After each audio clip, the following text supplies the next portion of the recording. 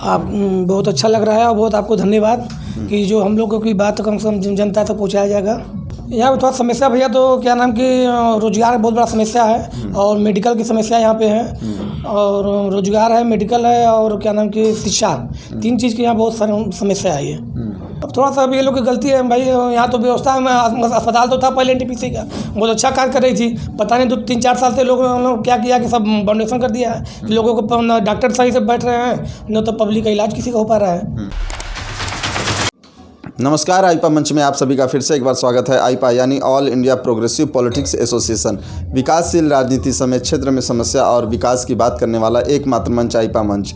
ऐसे में आईपा मंच द्वारा आज जो है कि हम मौजूद हैं भाजपा के बूथ अध्यक्ष के साथ, जो अखिलेश जायसवाल जी हमारे साथ मौजूद हैं। ये किस प्रकार से काम कर रहे हैं और किस प्रकार जिस तरीके से आईपा मंच द्वारा काम किया जा रहा है विकासशील राजनीति को लेकर के, हम उसको चर्चा करेंगे। तो सबसे पहले तो आईपा मंच द्वारा आपको मंच दिया जा रहा है, कैसा महसूस हो रहा है? आप बहुत अच्छा लग रहा है और बहुत आपको धन्यवाद कि जो हम लोगों की बात कम से कम जनता तक पहुंचाया जाएगा। सबसे बड़ी बात यह है कि आईपा का जो मुहिम है विकासशील राजनीति समेत क्षेत्र में जो समस्याएं हैं, क्षेत्र में जो किस प्रकार से विकास किया जा सकता है, ये आईपा मंच का मुहिम है। तो इसको लेकर क्या कहते हैं?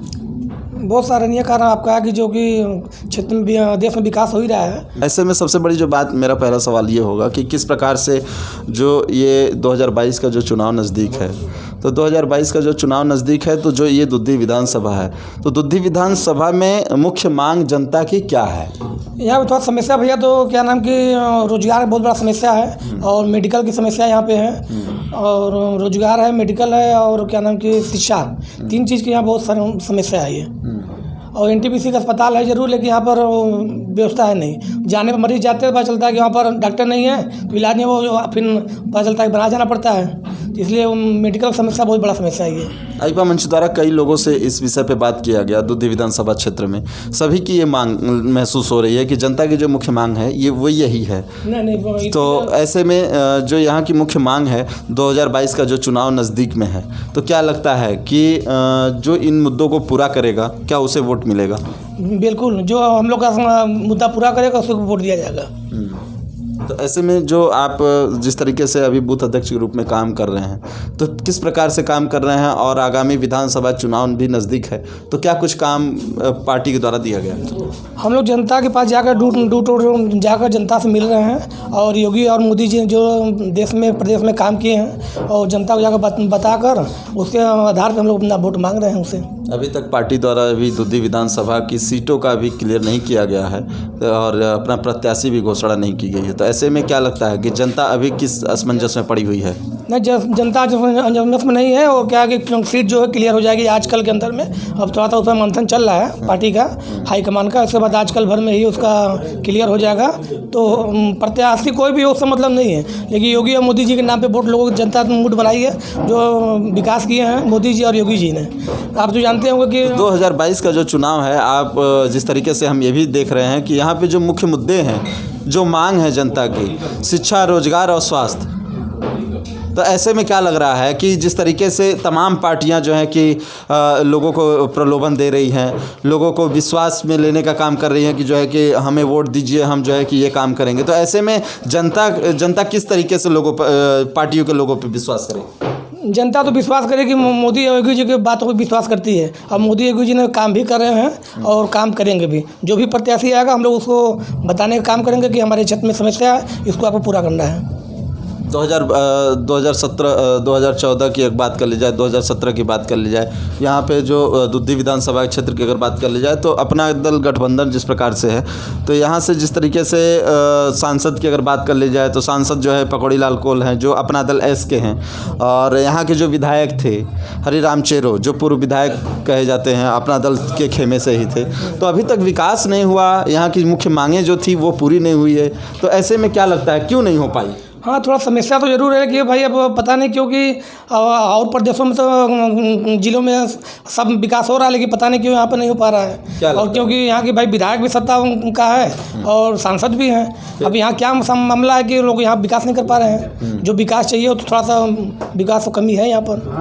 तो ऐसे में क्या लगता है जनता इस बार जो भी प्रत्याशी आएगा हमारे भाजपा से, उससे हम लोग उससे कहेंगे कि हमको ये काम कराना है।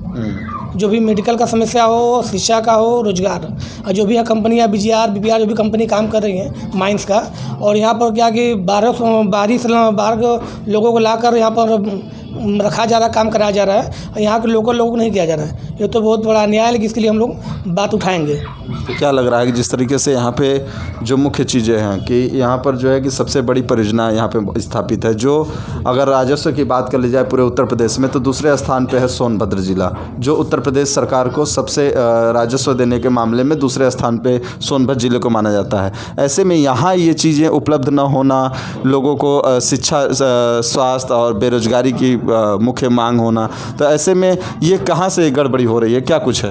नहीं, गड़बड़ी तो थोड़ा सा है भाई, जो ऊपर के भाई विधायक है या सांसद है, ये हम लोगों को बातों को लेकर आगे तो पहुंचाना चाहिए, या जहां भी कहीं दिक्कत आ रही है तो हम थोड़ा लोगों के साथ पब्लिक को देना चाहिए। इसमें थोड़ा कमियां हैं, लेकिन इस कमियां को हम लोग दूर करने का प्रयास करेंगे।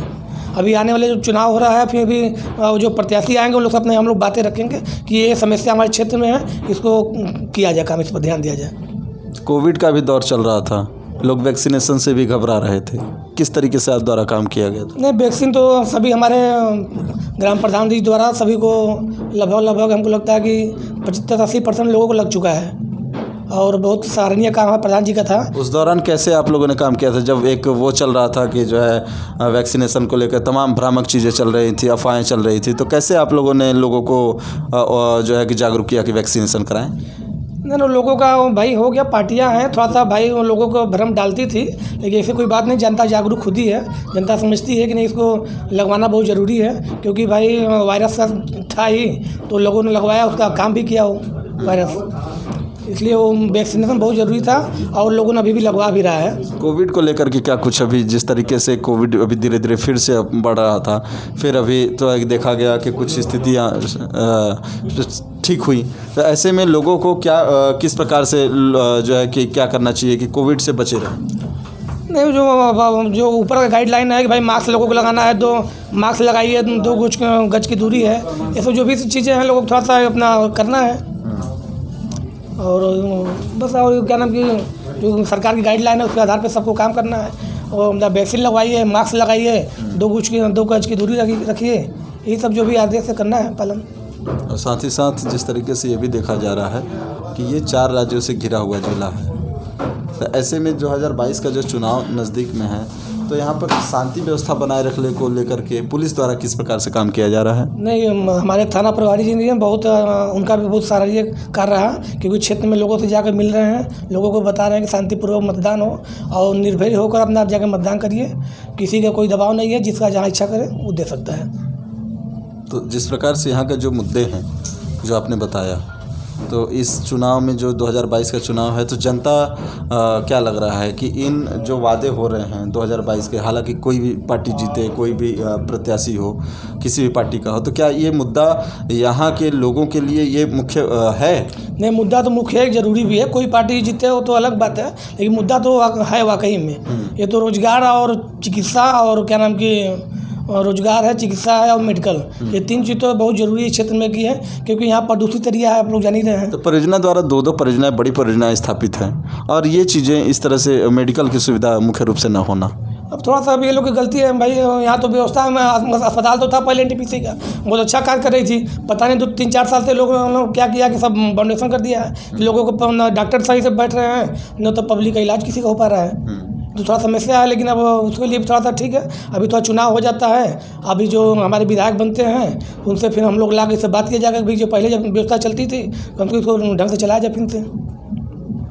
तो ये थे हमारे साथ अखिलेश जायसवाल जी। लगातार जो यहाँ के क्षेत्रीय मुद्दे हैं उन पे हमने चर्चा की है, साथ ही साथ 2022 का जो चुनाव नज़दीक है, तो ऐसे में जनता की यहाँ की मांग क्या है उसको भी लेकर के हमने चर्चा किया। साथ ही साथ जो कोविड-19 का जो महामारी का दौर था, ऐसे में वैक्सीनेशन को लेकर के भी तमाम भ्रांतियाँ चल रही थी क्षेत्र में, उसको भी लेकर के इनके द्वारा जो है क्षेत्र में ग्राम प्रधान के साथ मिल के लोगों को जागरूक करने का काम किया गया था, और लगभग जिस तरीके से बता रहे हैं कि 80% ग्रामीणों का वैक्सीनेशन भी हो चुका है। लगातार आईपा मंच की खबरों को देखने के लिए आप हमारे चैनल को सब्सक्राइब करें। सोनभद्र से प्रवीण पटेल।